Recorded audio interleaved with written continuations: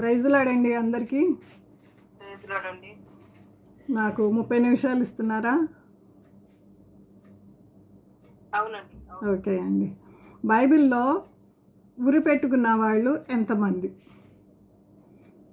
Quiz question. ఎక్కువ time తీసుకోను. ఇద్దరు చెప్పండి. ఇస్కరియోతు యూదా, తర్వాత దావీదు కుమారుడికి సలహాలు ఇస్తారు. అబ్షాలోము ఫ్రెండ్ చెప్పిన మాట నేను లేదని వెళ్ళి ఊరి పెట్టుకుంటాడు. వెరీ గుడ్ అమ్మా, వెరీ గుడ్. ఇంకొకరికి ఇంకొక ఛాన్స్ ఇద్దాం. ఇంకెవరైనా పెట్టుకున్నారా? బైబిల్ గ్రంథంలో ఊరి పెట్టుకున్న వాళ్ళు మనకు అందరికీ తెలిసిన వాళ్ళు ఒకళ్ళు ఉన్నారండి, చెప్పలేకపోతున్నారు కానీ అందరికీ ఫెమిలియర్ ఆయన. వెరీ గుడ్ అమ్మా, వెరీ గుడ్, వెరీ గుడ్. ఎస్తేరు గ్రంథంలో మొర్దెకైని ఉరి తీశారు, ఊరి పెట్టుకోలేదు ఆయన. కరెక్ట్ అమ్మా, కరెక్షన్కి కరెక్ట్. ఆయన ఉరి పెట్టుకోలేదు, ఉరి చేయబడ్డాడు, ఉరి తీయబడ్డాడు. వెరీ గుడ్, చాలా సంతోషం. ఇంకా లాస్ట్ క్వశ్చన్, ఇది రెండో క్వశ్చన్. బైబిల్ గ్రంథంలో కళ్ళు బ్రతికుండగానే కళ్ళు ఊడ తీయబడిన వాళ్ళు ఎవరన్నా ఉన్నారా? చెప్పిందమ్మా, చెప్పింది. కళ్ళు కూడా తీశాడు కదా, శాంసన్. వెరీ గుడ్ అమ్మా, శాంసన్ కరెక్ట్. ఇంకొకళ్ళు ఎవరన్నా ఉన్నారా? ఆయన కూడా తీసిండు కదా, రాజు మాట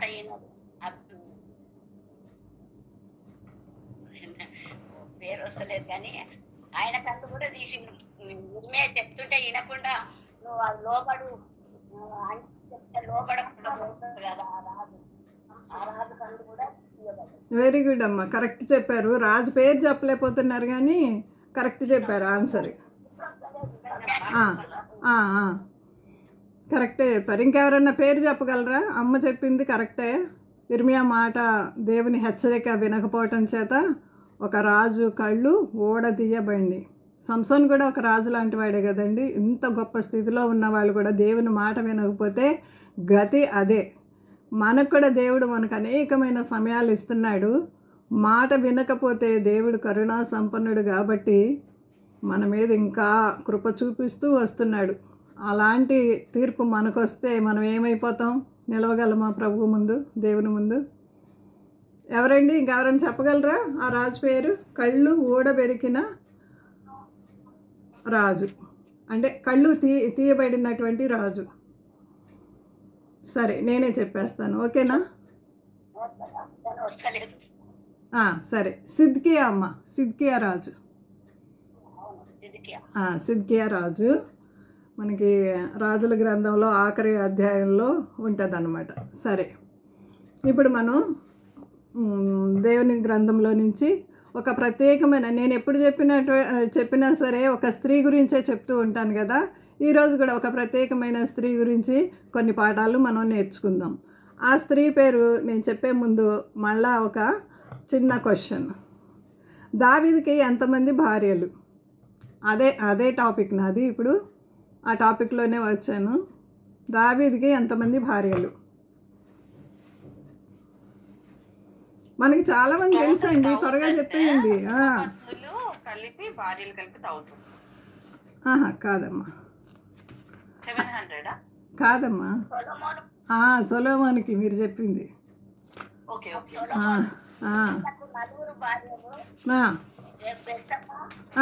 వెరీ గుడ్ అమ్మా, కరెక్ట్ అమ్మా. ఎవరు తన పేరు ఏంటి? విశాల్ రాజు వాళ్ళ మమ్మీ. చాలా బాగా చెప్పావమ్మా. అబిగయలు, మీకాలు చెప్పింది తను. అమ్మేమో బత్షెబా చెప్పింది. ఇంకెవరైనా ఉన్నారా? ట్రై చేయండి. ఏమ్మా, ఎవరు? వెరీ గుడ్ అండి. అసలు ఈరోజు నా టాపిక్ అహినోయాము గురించి బాగా చెప్పారు. జయా సిస్టర్, చాలాసార్లు మీరు అసలు జవాబు చెప్పరు, ఇప్పుడేమో అసలు ఇంపార్టెంట్ పాయింట్కే జవాబు చెప్పారు. థ్యాంక్ యూ అండి. అహినోయం గురించి కొన్ని మాటలు తెలుసుకునే ముందు నేను అసలు ఈ బైబిల్ గ్రంథము ఎలా వచ్చింది మన చేతుల్లోకి 2 మాటలు చెప్పాలని అనుకుంటున్నాను. దేవుని యందు భయభక్తులు గల వారికి ఆయన దాచిపెట్టిన మేలు ఎంతో గొప్పదండి. దివారాత్రములను దాన్ని ధ్యానించేవాడు ధన్యుడు. మనకి దేవుని గ్రంథం చదవమని, ధర్మశాస్త్రాన్ని ప్రేమించమని 119 కీర్తనలో అనేకమైన మాటలు ఉంటాయి. నిన్ను ప్రేమించేవారు ధన్యులు. మరి ఎన్నో మాటలు దేవుని వాక్యం గురించి. నీ వాక్యము నా పాదములకు దీపము, నా త్రోవకు వెలుగు. నీ వాక్యము నాకు బాధల్లో నెమ్మదిని ఇచ్చింది. ఎన్నో మాటలు ఉన్నాయండి ఈ వాక్యం గురించి. ఈ వాక్యం మన చేతుల్లో రావటానికి ఎంతోమంది భక్తులు వారి యొక్క ప్రాణాలు దారబోసారు, రక్తాన్ని ఒలికించారు. అలాంటి ఒక చిన్న సంఘటన చెప్పి నా వాక్యంలోకి వెళ్తాను. 14వ శతాబ్దంలో ఇంగ్లాండ్ దేశంలో ఒక మిషనరీ, ఆయన పేరు విలియం టెండెల్. ఆయన దైవ గ్రంథాన్ని వ్రాయాలని మన భాషలోకి, అంటే అంతకుముందు 2 భాషల్లో ఉండేది కదా, హెబ్రూ గ్రీకు భాషల్లో ఉండేది కాబట్టి ఇప్పుడు దీన్ని ఇంగ్లీష్లో తర్జుమా చేయాలని ఆయన పని తీసుకుని కొన్ని సంవత్సరాలు కష్టపడి 30 గ్రంథాలు రాశాడు, అనువదించాడు.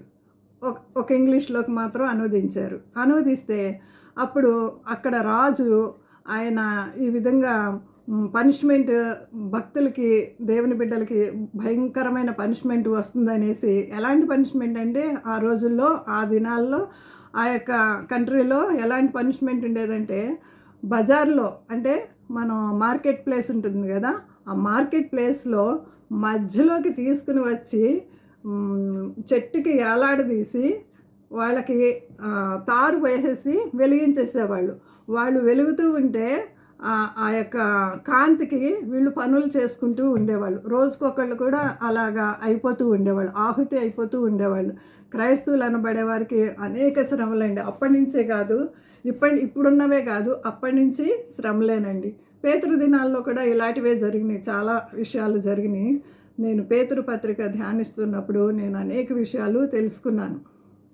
అయితే అలాంటి పరిస్థితుల్లో విలియం టెండెల్ అనేటువంటి ఆయన ఆ రాజుకు భయపడి వేరే దేశానికి వెళ్ళి ఆయన సాధకం చేసి 30 గ్రంథాలు రాసుకుని వస్తే ఈ రాజుకు తెలుస్తుంది అనమాట. తర్వాత ఇక్కడికి తీసుకొచ్చిన తర్వాత సీక్రెట్గా వర్షిప్ చేసే వాళ్ళు ఉంటారు కదా ఎక్కడో చోట, వారికి పంచాడనమాట. ఈ దేశానికి వచ్చి, ఏ దేశానికి, ఇంగ్లాండ్ దేశానికి వచ్చి, ఆయన దేశానికే వచ్చి కొంతమందికి ఆ బైబిల్ అందించడము ఎవరి ద్వారానో తెలిసింది. దానియేలు కాలంలో కూడా అదే కదండి, జీవగల దేవుని సేవిస్తున్నందుకే అతన్ని తీసుకెళ్ళి సింహాల బోల్లో వేసేస్తున్నట్లుగా ఇక్కడ కూడాని ఆయనకి ఇదే జరిగిందనమాట. ఈయన ఇన్ని బైబిల్స్ తీసుకొచ్చి ఇట్లా పంచారన్న విషయం తెలుసుకున్న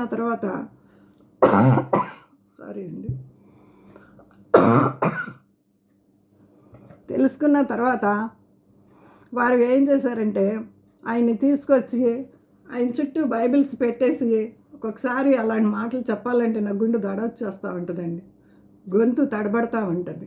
ఎన్ని కష్టాలు పడ్డారండి, ఎంత శ్రమ వచ్చారు ఈ జీవగ్రంథం మన చేతుల్లోకి రావడానికి.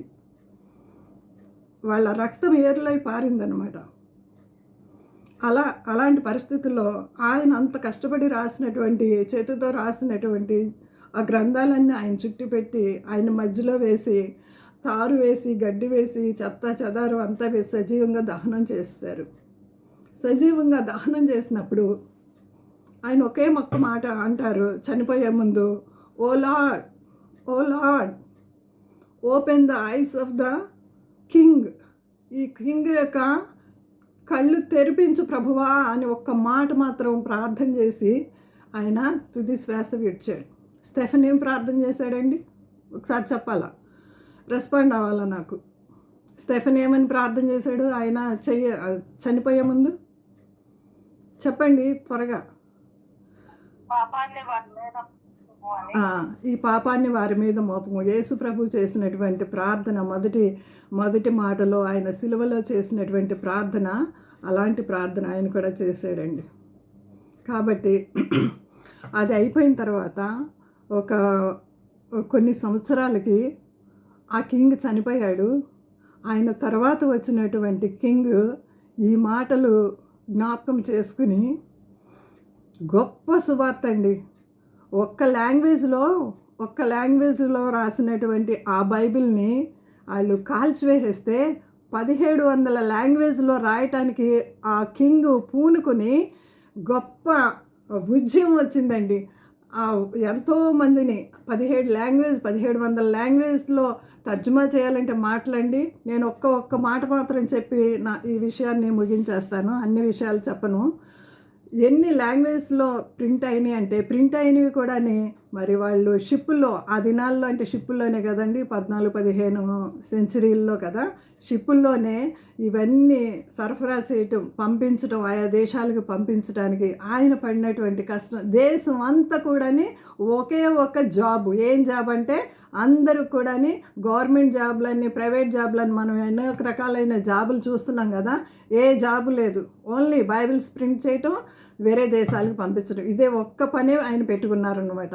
పెట్టుకున్నప్పుడు మన ఆంధ్రదేశం నుంచి కూడా ఒక 20 మందిని ఎట్లా తీసుకుని వెళ్ళారో మరి మనకైతే తెలియదు, కానీ ఎమినెంట్ పర్సన్స్, మంచి జ్ఞానం గలటువంటి వారిని ఎన్నుకుని 20 మందిని తీసుకెళ్ళి, మీరు ఇంగ్లీష్ నుంచి తెలుగులోకి మీరు తర్జుమా చేసినట్లయితే మీకు ఇంత డబ్బు ఇస్తాను, మీకు ఇన్ని వస్తువులు ఇస్తాను, మీకు ఇంత అమౌంట్ మీ పిల్లలకు కూడా పంపిస్తాను, మీకు ఎవ్రీ ఫెసిలిటీస్ ఉంటాయి మీకు అని ఆఫర్ పెట్టి మరి 20 మందిని తీసుకుని వెళ్ళి కొన్ని సంవత్సరాలు అక్కడ ఉంచుకుని, కొన్ని దినాలు సంవత్సరాలు ఉంచుకుని, వారికి ఇంగ్లీష్ గ్రంథం ఆయన రాసింది ఉంది కదా, ఆయన విలియం టెండేల్ అన్న ఆయన 5 గ్రంథాలు మాత్రము ఎక్కడో చోట సేవ్ అయినాయి అనమాట. శేషాన్ని దేవుడు ఎప్పటికీ కొంత ఉంచుతూ ఉంటాడనమాట.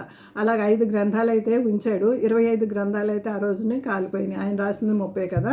అయితే ఆ ఇంగ్లీష్ నుంచి మీరు తెలుగులోకి ట్రాన్స్లేట్ చేయాలి అని చెప్పినప్పుడు వారి 20 మందిని ఒక చోట కూర్చోబెట్టలేదు. 20 మందిని ఒక చోట కూర్చోబెట్టలేదు. ఒక్కొక్కరికి ఒక్కొక్క ప్లేస్ ఇచ్చారు. ఫర్ ఎగ్జాంపుల్, గచ్చిబౌలిలో ఒకళ్ళు ఉంటే, ఇక్కడ డిఫెన్స్ కాలనీలో ఇంకొకళ్ళు ఉంటే, అమీర్పేటలో ఇంకొకళ్ళు ఉంటే, అలాగనమాట డిఫరెంట్ ప్లేసెస్లో వాళ్ళకి అన్ని ఫెసిలిటీస్ ఇచ్చి మీరు ఇలాగ తర్జుమా చేయండి అని చెప్పిన తర్వాత, వాళ్ళ టార్గెట్ అయిపోయిన తర్వాత వారందరినీ 20 మందిని పిలిపించి, ఇవి వీళ్ళు రాసింది సేమ్గా ఉన్నాయా? మనకు ఒక వచనం తెలుసు కదా, నేను చెప్తాను. దేవుడు లోకమును ఎంతో ప్రేమించను, ఇది ఉన్నట్టు 20 మంది రాశారా లేదా అలా టాలీ చేసి ఈ గ్రంథాన్ని మన చేతుల్లో వచ్చేటట్టు ఆ భక్తులు ఎంతో సహాయం చేశారండి. బైబిల్ వెళ్ళటమే కాదు, బైబిల్ వెళ్ళటం ముఖ్యం కాదు, బైబిల్తో పాటు ఒక్కొక్క మిషనరీని ఒక్కొక్క దేశానికి పంపించారు. అక్కడ అంతమంది మిషనరీలను కూడా తయారు చేశారండి. ఆ దేశం ఎంత వర్ధిల్లిందంటే, ఆ దేశమే వచ్చి మనల్ని 200 సంవత్సరాలు పాలించిందండి. మరి అంత గొప్ప విలువైనటువంటి గ్రంథం దేవుడు మన చేతుల్లో ఇచ్చారు. ఈ గ్రంథాన్ని ఎక్స్ప్లెయిన్ చేయడానికి నేను మాత్రం ఏమాత్రం యోగ్యత లేదని నాకు తెలిసింది కొంచెమేనండి. ఆ కొంచెంలో మీతో పంచుకోవాలని ఏదో ఆశ, అంతే. సో ఈరోజు మనము అహీనోయాము గురించి కొన్ని విషయాలు తెలుసుకుందాము. బైబిల్ గ్రంథం నుంచి 2 సమూయేలు గ్రంథం 3వ అధ్యాయం త్వరగా తీసి నాకు సహాయం చేయండి. 2 సమూయేలు గ్రంథము 3వ అధ్యాయము 2వ వచనము చదవండి. హెబ్రోనులో దావీదునకు పుట్టిన కుమారులు ఎవరనగా, అమ్నోను అతని జ్యేష్ఠ పుత్రుడు, యెజ్రెయేలీయురాలకు అహీనోయము వలన పుట్టెను. కిల్యాబు, ఇంకొక వచనం చదవండి. కిల్యాబు అను రెండవ వాడు కర్మేలీయుడగు నాబాలు భార్య అయిన అబీగయీలు వలన పుట్టెను. చాలండి. ఇక్కడ మనం చూసినట్లయితే 6 భార్యలు మనకు కనిపిస్తారు. ఆయనకి చాలామంది భార్యలు ఉన్నారని మనకి బైబిల్ గ్రంథంలో రాయబడి ఉంది. వాళ్ళ కుమారుడికి అయితే 1000 మంది అన్నట్లుగా, ఇందాక భవానీ చెప్పినట్లుగా 700 మంది వీళ్ళు, 300 మంది వాళ్ళు, మొత్తం కలిపి 1000 భార్యలు ఉన్నారు. అది కాదు, కానీ ఈయనైతే అనేక భార్యలు ఉన్నారు అని వ్రాశారు. బహుశా ఈయనకు ఒక 10ల సంఖ్యలో ఉండవచ్చు, కానీ పరిశుద్ధ గ్రంథంలో కొన్ని పేర్లు మాత్రమే రాయబడింది. ఇక్కడ మనం చూసినట్లయితే మీకాలు అనేటువంటి పేరు మనకి మనకి ఇక్కడ కనిపించదు అనమాట. అలాగా కొంతమంది మిస్ అయిన వాళ్ళు కొంతమంది ఉన్నారు. ఇక్కడ మాత్రం 6 భార్యలను మనం చూస్తాం. వారిలో మొట్టమొదటిగా మనకు కనిపించేది ఎవరండి? అమ్నోనుకి పుట్టిన దావీదునకు పుట్టిన కుమారులు ఎవరనగా అమ్నోను అను అతని జ్యేష్ఠ పుత్రుడు ఇజ్రాయేలీయురాలగు అహీనోయము వలన పుట్టెను. అహీనోయము వలన అతనికి చాలా సంతోషం కలిగిందండి. అహీనోయము ఈ దావీదుకి ఎంతో సంతోషాన్ని మిగిల్చింది స్టార్టింగ్లో, కానీ లాస్ట్లో దుఃఖాన్ని కూడా ఆమె చూడవలసి వచ్చింది. భార్యాభర్తలు ఇద్దరు కూడా దుఃఖాన్ని కూడా చూడవలసి వచ్చింది. ఎట్లా దుఃఖాన్ని చూడవలసి వచ్చిందో ఆ తర్వాత చెప్తాను. ముందు ఈమె జీవితంలో సంతోషం ఎలా వచ్చిందంటే, ఒక క్వీన్ అయినందుకు ఎంత గొప్ప ఆధిక్యత కదండి, ఎంతో గొప్ప ఆధిక్యత. మరి ఎస్తేర్ జీవితంలో మనం క్వీన్గా చూసినప్పుడు ఇన్ని ఆధిక్యతలు తనకి ఇవ్వబడి ఉన్నాయో మనం చూస్తాము. ఇది స్టార్టింగ్ చాలా బాగుంది.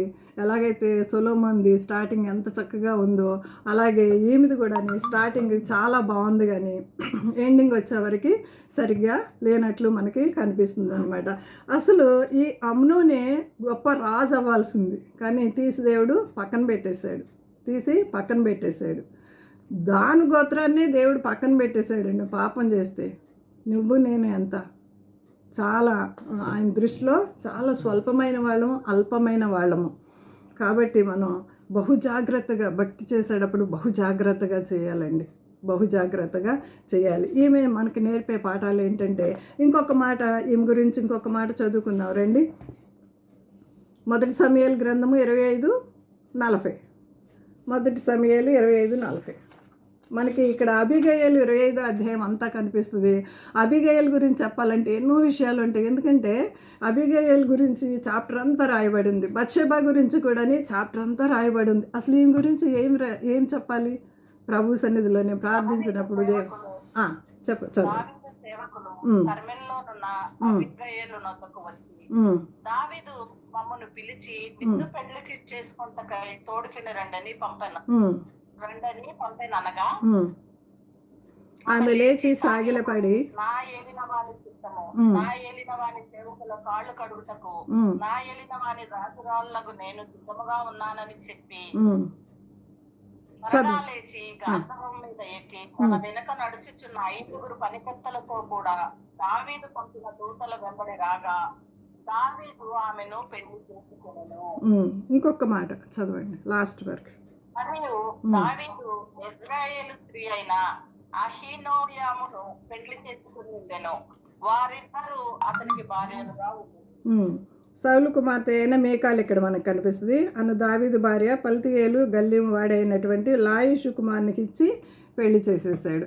ఇంకా మీకాలు చరిత్ర మనకి తెలిసిందే. మీకాలు గురించి నేను ఈరోజు ఏం చెప్పను, కానీ ఈ అబిగయల్ గురించి కూడా మనకి సుబుద్ధి కలిగి నడుచుకుందని బైబిల్ గ్రంథం మనకి చూపిస్తూ ఉంటుంది. ఎక్కడ 25 మొదటి 2 వచనాల్లో ఆమె సుబుద్ధి కలిగిన అటువంటి భార్య, రూపసి సుబుద్ధి గల. అసలు చాలామందికి అందం ఉంటే గౌరవం ఉండదు, అంటే వినయం ఉండదు, వినయం ఉన్న వాళ్ళకి అందం ఉండదు. ఈమె 2 కలయిక అనమాట. ఎంత గ్రేట్ పర్సనాలిటీ చూడండి. అలాంటి ఆమె గురించి చెప్పాలంటే ఎంతైనా చెప్పవచ్చు. మరి బత్షెబా గురించి కూడా, ఆమె ఏ పాపం, ఒక ఆర్మీ ఆఫీసర్ భార్య ఆమె.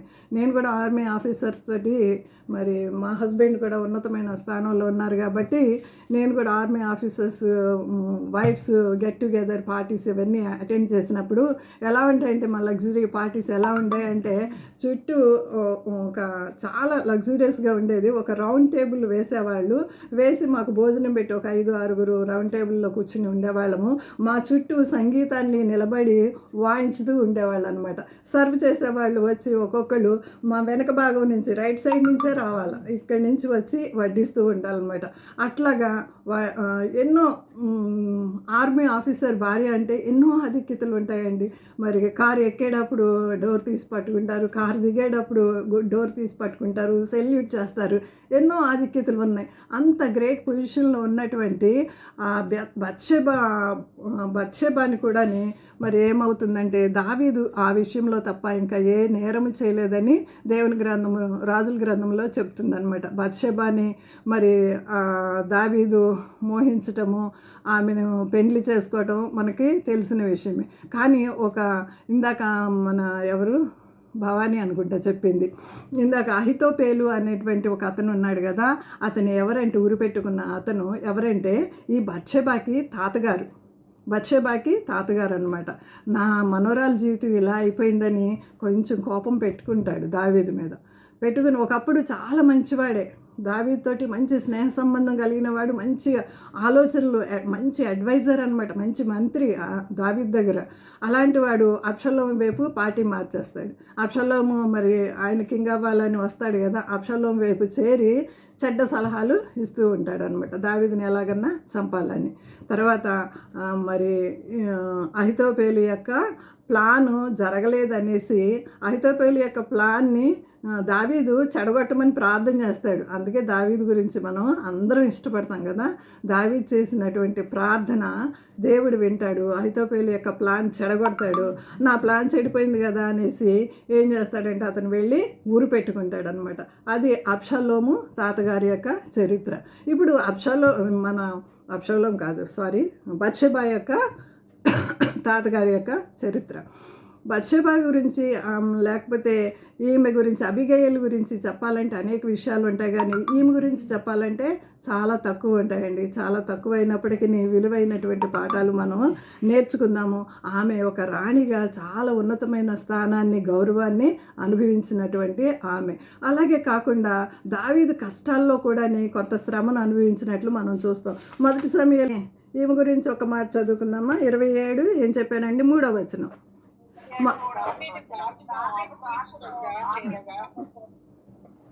చదవండి. అతని వారందరూ తమ కుటుంబముల సమేతముగా కాపురం ఉండిరి. ఇశ్రాయేలీయురాలుగా ఆసీనియోము నాబాలు భార్య అయ్యుండిన కర్మేలీయురాలుగా అబిగయలు అను అతని 2 భార్యలు దావీదుతో కూడా ఉండిరి. చాలండి, ఇక్కడ మనకి ఈమె పేరు కూడా కనిపిస్తుంది. దావీదు గాతులో ఆకీషు వద్ద చేరగా అతడును అతని వారందరూ తమ తమ కుటుంబముల సమేతముగా కాపురం ఉండి అహీనోయము నాబాలు భార్య అనేటువంటి అబిగయలు, వీళ్ళిద్దరు పేర్లే మనకి ఇక్కడ కనిపిస్తాయి. వీళ్ళు కూడా దావీదుతో ఆయన కష్టంలో ఉన్నట్లు కనిపిస్తూ ఉంటాయి. ఇంకొక మాట చదువుకుని ఈమె గురించి లాస్ట్ కంక్లూజన్కి వస్తానండి. 30వ అధ్యాయం, ఇదే మొదటి సమయాలు 30వ అధ్యాయము 1 నుంచి 2-3 వచనాలు చదువుకుందాం. దావీదు అతని జనులను 3వ దినమందు సిక్లకునకు వచ్చింది. అంతలో అమాలేకీయులు దండెత్తి దక్షిణ దేశము మీదనో సిక్లకు మీదనో పడి కొట్టి దానిని తగులబెట్టి గనులనేమి అర్పులనేమి అందులోనున్న ఆడవారిని అందరినీ చెరపట్టుకొని చంపక వారిని తీసుకొని వెళ్ళిపోయి ఉండిరి. దావీదును అతని జనులను పట్టణంకు వచ్చి అది కాల్చబడి ఉండుటయు తమ భార్యలను కుమారులను కుమార్తెలను చెరలోనికి కొనిపోబడి ఉండుటయు చూసి ఇక శక్తి లేకపోవడంత బిగ్గరగా చాలు. ఇక్కడ మనకి ఈమె పేరు కూడా కనిపిస్తుంది. ఇంకా కొంచెం 5వ వచనంలో చూసినట్లయితే ఆమె పేరు కూడా కనిపిస్తుంది. అదంతా చదవడానికి మనకు సమయం లేదు, కానీ ఇక్కడ వేరే దేశానికి వచ్చి వారి దగ్గర ఇతను ఉంటూ ఉంటాడు. ఎందుకంటే సౌలు తరమపడినప్పుడు మరి సౌలు అనుక్షణము అతనికి మేలు చేస్తే ఇతనేమో వచ్చి కీడు చేస్తూ ఉంటాడు అనమాట. అనుక్షణము ఇతను చంపడానికి అనేక సార్లు ఆయన వేసినటువంటి బాణాన్ని కానీ యారో కానీ అనేక సార్లు తప్పించుకుంటూ వచ్చాడు. ఇంకా కుదరదు అని అనేసి ఆయన వేరే దేశానికి పారిపోయి వచ్చినప్పుడు మరి ఈ దేశస్తులకి వేరే దేశస్తులకి మన ఇజ్రాయేలైట్స్కి యుద్ధం జరుగుతూ ఉంటుంది అనమాట. యుద్ధం జరిగినప్పుడు నేను ఇతను కూడా తీసుకెళ్తానని ఈ దేశపు రాజు అని అంటే, వద్దు దావీదుని తీసుకురావద్దు, ఎంతైనా వాళ్ళ రక్త సంబంధి, ఎంతైనా ప్లేట్ మార్చేయచ్చు, తీసుకురావద్దు అని అన్నప్పుడు యుద్ధానికి వెళ్ళిన అతను వెనక్కి తిరిగి వచ్చేస్తాడండి. వెనక్కి తిరిగి వచ్చేవారికి ఈ సిక్లగు అనేటువంటి ఈ పట్టణాన్ని చూసి దావీదు ఈ ప్లేస్లో ఉన్నాడని తెలిసి వేరే వాళ్ళు వచ్చి అదంతని తగలబెట్టేసి వాళ్ళ పిల్లల్ని భార్యల్ని అందరినీ చెరగొనిపోతారు. చెరగని పోయినప్పుడు ఆ సమయంలో కూడా ఈమె దావీదుతో ఉంటుందండి. కష్ట సమయాల్లో మరి చెప్పులు లేకుండా కొండలెక్కి ఏడ్చుకుంటూ వెళ్ళిపోతున్నప్పుడు ఒక కింగ్ అయ్యిండి అలాంటి సమయంలో కూడా ఈమె ఆ దావీదుతో ఉంటుందండి.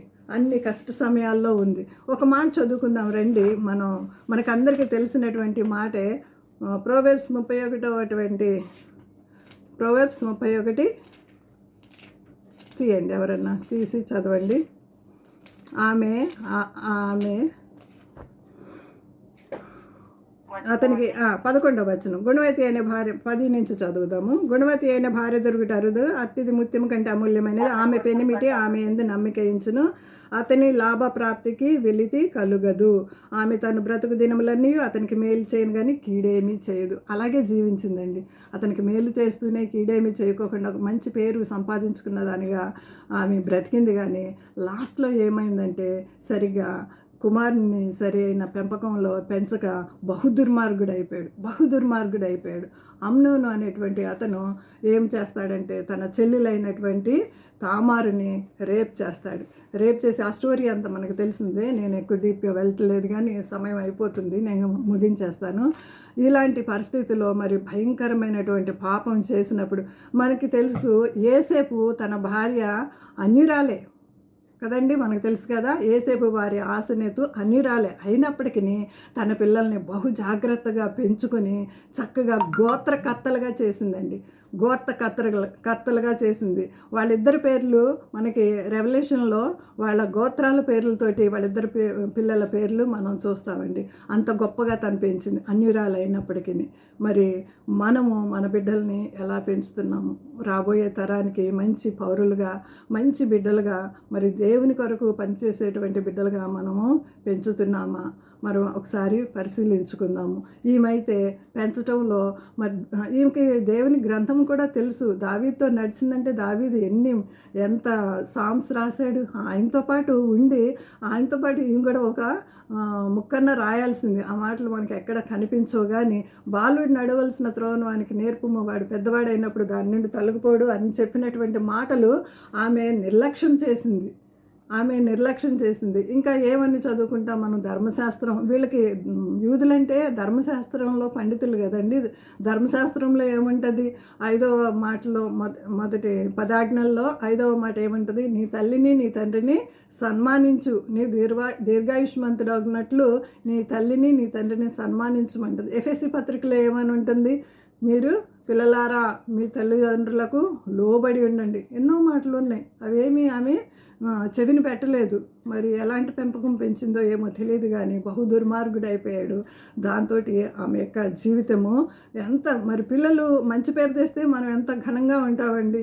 మరి మొన్న ఈ మధ్య మన మార్తా సిస్టర్ వాళ్ళ కుమారుడు అమెరికా నుంచి వచ్చాడంటే ఎంత ఘనంగా ప్రార్థన పెట్టించుకున్నారు. సంతోషించింది, తన యొక్క బిడ్డలతోటి కలిసి సంతోషించింది, ప్రభువులో కూడా ఆనందించింది. మరి అట్లా పేరు తెచ్చుకునేవారుగా ఉండాలి. కానీ మన బిడ్డలు మరి ఇలాంటి దుర్మార్గ పనులు చేస్తే ఎవరమైనా తల్లిదండ్రులు అయినటువంటి వారము తల ఎత్తుకోలేము కదండి. కాబట్టి మరి అహినోయము మనకి నేర్పించే పాఠాలు ఏంటంటే, మనకు శ్రమలో మన భర్తకి మనం తోడుగా ఉండాలి. అదే సమయంలో మనం మన బిడ్డలను కూడా నిర్లక్ష్యం చేయకూడదు. బిడ్డల్ని మరి సామెతల గ్రంథంలో అనేక సార్లు నీ బిడ్డల్ని బండకేసి కొట్టుము అని అంటుంది. అంటే వాక్యము, క్రీస్తు అనే బండ వాక్యంలో పెంచాలి అని అనేసి. అందుకని ఓ ఇశ్రాయేలు వినుము, నీ దేవుడైన యెహోవా అద్వితీయుడగు దేవుడు. మీ బిడ్డలకి మీరు కూర్చున్నప్పుడు, నిలిచినప్పుడు, పడుకున్నప్పుడు, తింటున్నప్పుడు అన్ని సమయంలో దేని వాక్యాన్ని నేర్పించాలని నేను అనేక సార్లు చెప్తూ ఉంటాను. వాక్యంలో చాలాసార్లు నేను చిన్నప్పుడు మా పిల్లలకి బ్లాక్ బోర్డ్ మీద, డోర్స్ మీద, అన్నిటి మీద వాక్యాలు రాసేసేదాన్ని. కంఠస్థం చేయాలని రాసేసి నేర్పిస్తూ ఉండేదాన్ని అనమాట. అటు విధంగా మరి బిడ్డలను పెంచుకోవడానికి కూడా దేవుడు ఎంతో కృపను చూపించాడు. మరి ఈ అహినోయము వలె మనము మరి బిడ్డల్ని నిర్లక్ష్యం చేసేవాళ్ళగా కాకుండా బిడ్డల్ని దేవుని కొరకు పెంచుతాము. ఆఖరిగా తిమోతికి రాసినటువంటి పత్రికలో ఒక మాట చదువుకుని మనం ముగించుకుందాము. తిమోతి రాసిన మొదటి పత్రిక 4వ అధ్యాయము. తిమోతి రాసిన మొదటి పత్రిక 4వ అధ్యాయం 8వ వచనం. శరీర సంబంధమైన సాధకం కొంచెం మట్టుకే ప్రయోజనం అవును కానీ దైవభక్తి ఇప్పటి విషయంలోనూ రాబోవు జీవ విషయంలోనూ వాగ్దానంతో కూడినదైనందున అది అన్ని విషయంలో ప్రయోజనమగును. ఈ భక్తి ఇక్కడే కాదండి, పరలోకంలో కూడా మనకి ప్రాఫిటబుల్ అని దేవుని వాక్యం సెలవిస్తుంది.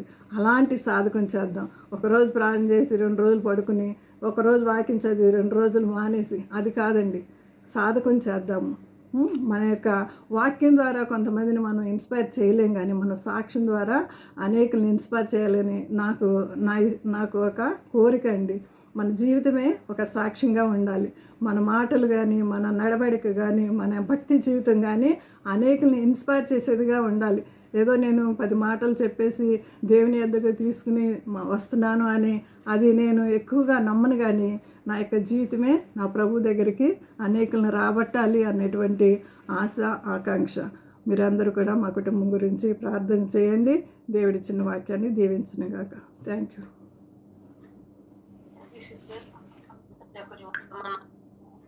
వర్తమానం అందించినందుకు వందనాలు. ఎన్నో అంశాలు